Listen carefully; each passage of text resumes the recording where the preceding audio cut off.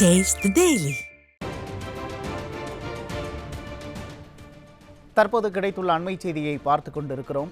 மின் கட்டணம் மற்ற மாநிலங்களை விட தமிழகத்தில் குறைவு என்று சொல்கிறீர்களே, அதற்கான வெள்ளை அறிக்கையை வெளியிடுங்கள் என அதிமுக பொதுச் செயலாளரும் எதிர்க்கட்சித் தலைவருமான எடப்பாடி கே பழனிசாமி கேள்வி எழுப்பியுள்ளார்.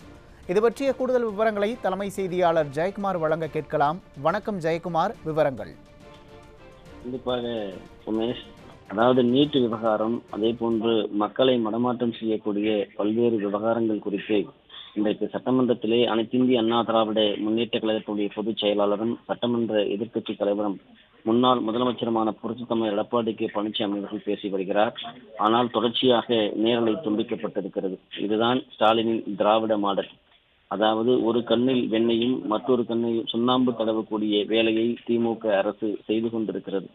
சட்டமன்றத்திலே ஒரு எதிர்க்கட்சி தலைவர் பேசுவதை கூட நேரலை செய்வதற்கு இவர்களுக்கு தெம்பு இல்லை, திராணி இல்லாத ஒரு அவலமாக இருக்கிறது.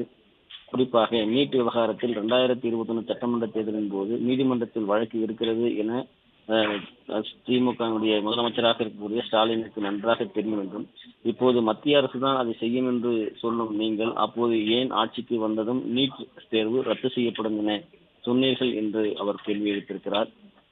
நமது நாட்டு மக்களுக்கு நன்றாக இந்த நீதிமன்றத்தில் வழக்கு இருப்பது தெரியும், ஆனால் முதலமைச்சருக்கு தெரியவில்லையா என்பதுதான் ஆச்சரியமாக இருக்கிறது என்றும் அவர் தெரிவித்திருக்கிறார். நீட் தேர்வு ரத்து செய்ய வலியுறுத்தி உங்களைப் போல ஏமாற்றுவதாக நாங்கள் சொல்லவில்லை, இந்தியா கூட்டணியை டெல்லியிலேயே கலைந்து போய்விட்டது என்று அவர் தெரிவித்திருக்கிறார்.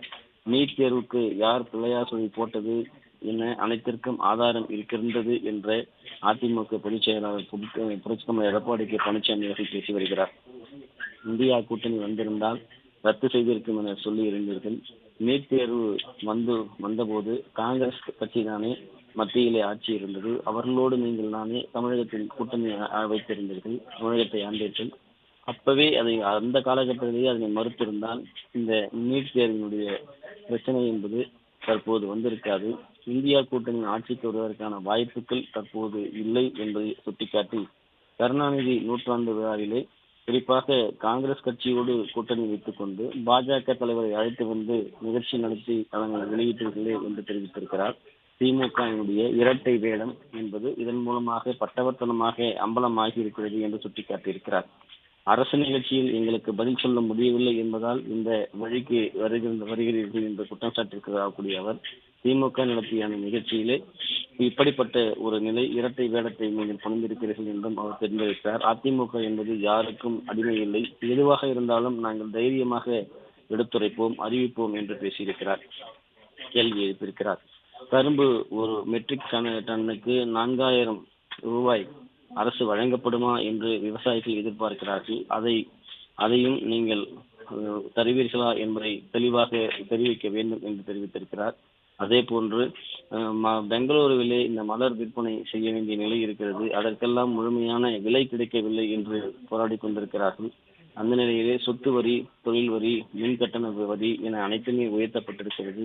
உயர்த்தப்பட்ட வரிகள் அனைத்தும் குறைக்கப்படுமா என எதிர்க்கட்சி தலைவர் அனைத்திந்திய அண்ணா திராவிட முன்னேற்ற கழகத்துடைய பொதுச் செயலாளர் புரட்சித்தலைவர் எடப்பாடி கே பழனிசாமி அவர்கள் கேள்வி எழுப்பியிருக்கிறார்.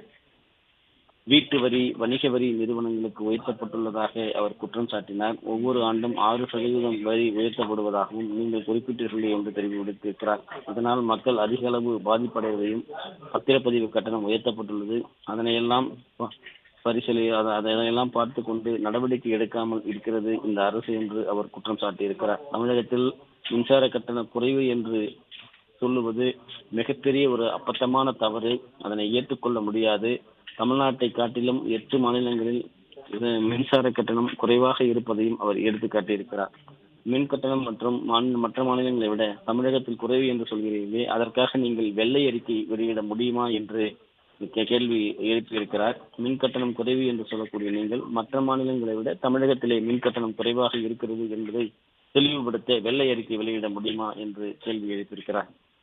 மின் கட்டணம் குறைந்ததும் மின்கட்டணம் குறைந்ததும் அது குறித்து வெளியிட வேண்டும். குறிப்பாக வெள்ளை அறிக்கையாக அது இருக்க வேண்டும். அப்பொழுதுதான் மக்களுக்கு தெளிவாக அதனை புரிந்து கொள்ள முடியும். மக்களுடைய வருமானம் குறைவாக இருக்கிற நிலையிலே விலைவாசி தொடர்ந்து அதிகரித்து வருகிறது, விண்ணை முட்டிக் கொண்டிருக்கிறது. இன்னைக்கு நடுத்தர மக்கள் கட்டுமான பொருட்களுடைய விலை உயர்வால் கடுமையாக பாதிக்கப்பட்டிருக்கிறார்கள். வீடு கட்டக்கூடிய அந்த முயற்சி என்பது கனவாகவே முடிந்து வருகிறது.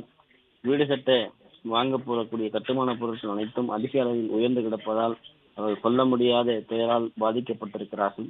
பெஞ்சால் புயலால் டெல்டா மாவட்டங்கள் அதிக அளவு பாதிப்பு அடைந்திருக்கிறது. அதையெல்லாம் கணக்கிட்டு அவர்களுக்கு உரிய நிவாரணம் வழங்க வேண்டும் என்றும் அவர் வலியுறுத்தினார். விவசாய நிலங்கள் அனைத்தும் பாதிக்கப்பட்டுள்ளது. குறைந்தபட்சம் ஒரு ஹெக்டேருக்கு 50,000 ரூபாய் வழங்க வேண்டும் என்று அதிமுக பொதுச் செயலாளர் புரட்சித்தலைவர் எடப்பாடி கே பழனிசாமி அவர்கள் கேட்டுக் கொண்டிருக்கிறார். சென்னையில் மழை பெய்த போது பல்வேறு இடங்களில் சாலைகளில் வீடுகள் அருகே தண்ணீர் தேங்கியது. மக்கள் கடும் துயரத்திற்கு அவதிப்பட்டதோடு அந்த அவதியான ஒரு நிலையை பார்க்க முடிந்தது. அவதிப்பட்டனர் என்று தெரிவித்திருக்கிறார்.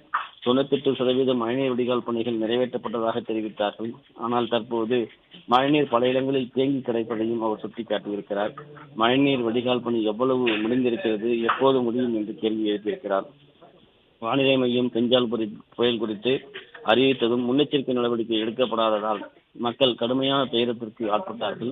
சாத்தனூர் அணையில் இருந்து அதிக அளவிலான தண்ணீர் வெளியேற்றப்பட்டதால் பாதிப்பு என மக்கள் மிகப்பெரிய துயரத்துக்கு ஆட்பட்டதையும், அதாவது முன்னெச்சரிக்கை அறிவிப்பின்றி திறக்கப்பட்டதால் அந்த தண்ணீர் கடுமையான பாதிப்புகளை மக்கள் சந்தித்ததையும் அதிமுகவுடைய பொதுச் செயலாளர் புரட்சித்தலைவர் எடப்பாடி கே பழனிசாமி அவர்கள் சுட்டிக்காட்டியிருக்கிறார். குறிப்பாக இந்த மின் கட்டண உயர்வு இந்த மற்ற மாநிலங்களில் நீங்கள் குறைவு என்று குறிப்பிடும் போது அதற்கான ஒரு வெளிப்படைத்தன்மையாக வெள்ளை அறிக்கை வெளியிடப்பட வேண்டும் என்று அனைத்து இந்திய அண்ணா திராவிட முன்னேற்ற கழகத்துடைய பொதுச் செயலாளரும் சட்டமன்ற எதிர்க்கட்சித் தலைவரும் முன்னாள் முதலமைச்சருமான புரட்சித்தலைவர் எடப்பாடி கே பழனிசாமி அவர்கள் தொடர்ந்து கேள்வி எழுப்பி வருவது குறிப்பிடத்தக்கது. உமேஷ், விவரங்களுக்கு நன்றி ஜெயக்குமார்.